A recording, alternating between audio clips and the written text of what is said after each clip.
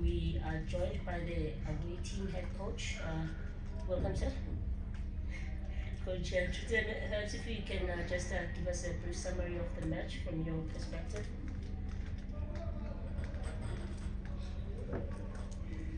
Yeah, where do I start? I think the scoreline says it all. Was a disaster for us. Pirates were clinical in their finishing. There were so many errors all over the park. It was unlike my boys. But yeah, it started in the first half already. I think we were absolutely shocking in the first half. Came in 1-0 down, got out at half time, gave them the half time to changed a few things. Came out, got a penalty. We scored it, it's 1-1. We missed, and hits drop. Mentality change, and in the next space of 10 minutes we conceded 3 goals. So yeah, it's a lot of things to work on, but it was unlike us tonight. Maybe the occasion, but mentality as well. Keep on speaking how good we are and certain moments, and we came here with the mentality that we're gonna compete and get the result here tonight, but just in there as well, Pirates wanted it more. You could see the turnovers. You could see the 50-50 challenges they won. And from the turnovers as well, the forward movement and the 100% effort the Pirates players gave tonight, that's the result you get. But yeah, I'm just disappointed. We scored the penalties, a different game. But congratulations and credit to Pirates. They were superb tonight.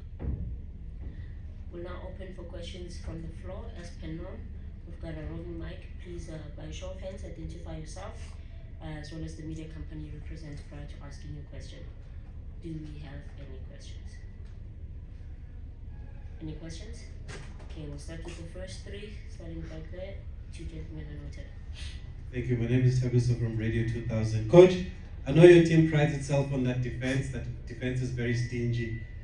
How disappointing is it to concede 5? And or do you just give credit to the opposition because it's unlike your teams to concede like that? Yeah. Look, I think at 1-0, for the first goal as well, Matthias should have just cleared the ball. And it's more margins like that. It's more margins like that, especially against a very good team. And I'm not sure about the second one, but it was also a turnover. And then you have to make a big decision in terms of where you are in a cup game, in terms of what we need. We need to score goals, and then you turn out the defense to load numbers up front, and then you get caught on a counter attack. But yeah, there was many mistakes in the defense tonight. It's absolutely true with Morgan Gold as well in there, and pride ourselves on a solid block of back four as well. You have so much experience between Zima and Cardoso. You have Moby who's a national team regular, and you have season campaigner in Tia as well. So and Ivory Coast #1 at the back, and Kamo Makotsu in front of them. So yeah, it's something to look into. I'm not happy with them at all, and with the scoreline as well, it would suggest that we're looking to change a few things. But I'll rather have this result here and not in the league. I'll rather have this result early in the season and not later, so that the lessons learned here tonight we can fix and hopefully fix.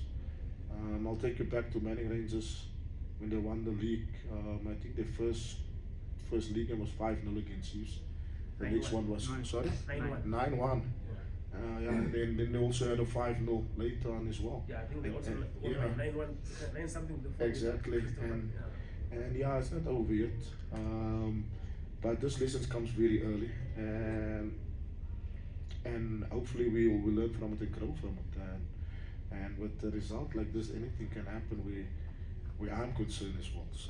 So yeah, we look to improve. We got 3 days until Swallows. Coach Belinda from SABC Sport. Just to follow up on Tamso's question, defensively, sorry, I look at the first goal come from the same channel. I look at most of the goals also coming from the same channel as well, and I notice how, especially after you missed that penalty, they were even overloading that side, and this led to one of the subs that you made of Dia. Technically, how do you look back at this game and how Pirates applied it based on how you had approached it? Yeah, with the speed that Pirates possess, you are foolish to park your fullbacks outside. The gaps between the defenders is so big. Yes, they were overloading, but we were quick enough or close enough to get the back four back. But then they found the channel between Tia and Cardoso, and just a simple clearance, and they scored. All the goals were tappings tonight, so they breached us the back four in terms of that with the cutbacks. But tactically we set up to counter the counter in terms of the back four and using and closing the space down behind us. But after conceding the second one, we had to open, especially at halftime. If you come out halftime, we parked the fullbacks higher up because the fullbacks were reluctant to get the ball invert. When we invert, they were reluctant to get the ball, and we pulled the Raleigh and Weber a bit down to aid us in the build up and push the fullbacks high. So now there's a challenge, and every turnover, Ruizo, Nantia, Villa, it all resulted in goals with fullbacks that's high against Pirates. So yeah, it's something to work on. It's not us, the fullbacks wide, but yeah, we had to react, especially to the scoreline.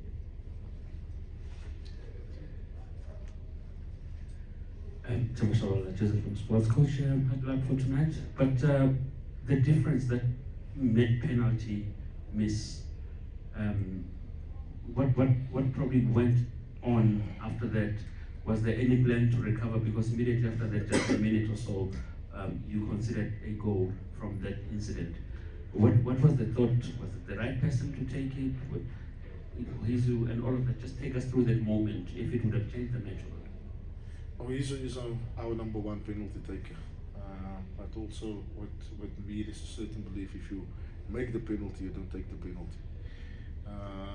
If you look at it and you get me in the frame, I was shouting at Cardoso because he's second on the list. What's happening? And he said no, he's just confident he will take it. So yeah, but after that miss, the hit went down. It affected the players mentally. It drained him. It stuck with him as well for the next few minutes, and the next few minutes, like I said, we conceded almost immediately after that. But yeah, I'm at all not happy. I'm just yeah, trying to stay in here and stay in the interview and be as thorough as possible. Next 3 questions. Noted. Before you ask again, noted. Hi Coach, Sithem Bisogeli from Times Live. I'm looking at Coach, you played this team not long ago in the final where you pushed them in until the last minute of that game. What would you say has changed with them? Have they become more dangerous with the beef ups that they've made during off the season?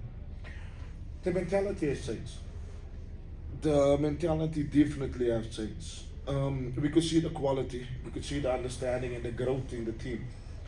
And with that comes a certain belief that we can actually be contenders and actually do better than last season.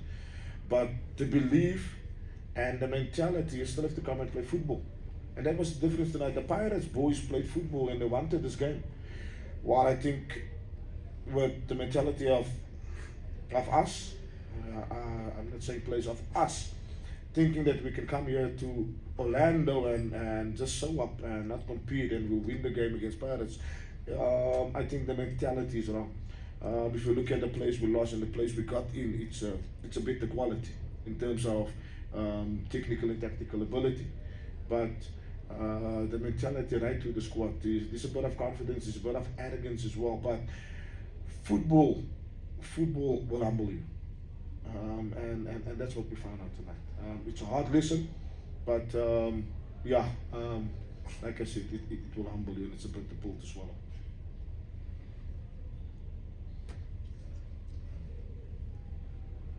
Coach, I just want to confirm regarding your CAF confirmed game. Is it official that you're going through? Or? We are still awaiting official confirmation from CAF.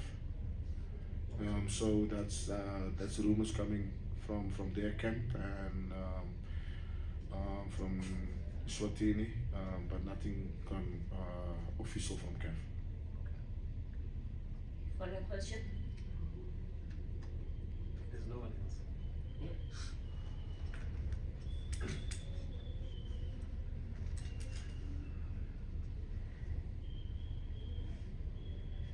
Coach, I just wanted to know from the question Temba asked about the penalty take. You said obviously he's your number one, but we've seen they make their own decisions on the pitch. Do you let them do that? Because if you look at the free kicks, you can see somebody wants to take the free kick. We saw against Sundowns with Weber also with the free kick. Do you leave it up to them once they are on the pitch? No, I don't leave it up to them. Sometimes players make their own decisions, and the game belongs to a certain extent to the players. I do respect that, you understand. But there's certain elements. We have our free kick takers, we have our penalty kickers, we have our corner kickers, etc., etc. But once you are in there and you talk about the penalty, and we know what happened there, and we see what is happening, and the players tell the coaches, all right, we got it. And let it go, and that's the result. You understand?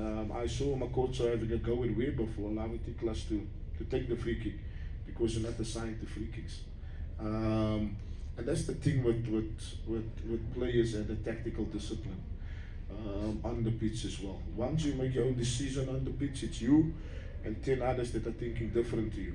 And tonight we had a few of those. We weren't on the same wavelength. We had a few of those where the turnovers are as well. A simple pass, we decided to take him on. We decided to pass when we should have taken him on. And you set up your game with a mindset that we're all thinking the same at one moment. But then you go into the game and there's 3 or 4 that is thinking totally different.